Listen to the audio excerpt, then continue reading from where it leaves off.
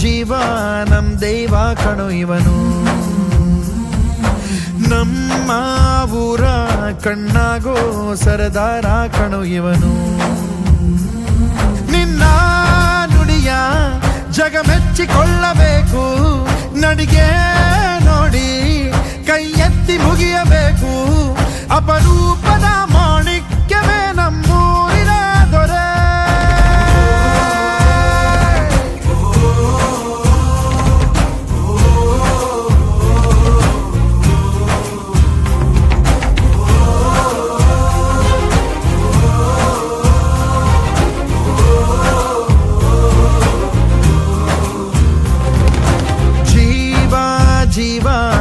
ಜೀವಾನಂ ದೈವ ಕಣೋ ಇವನು, ನಮ್ಮ ಊರ ಕಣ್ಣಾಗೋ ಸರದಾರ ಕಣೋ ಇವನು.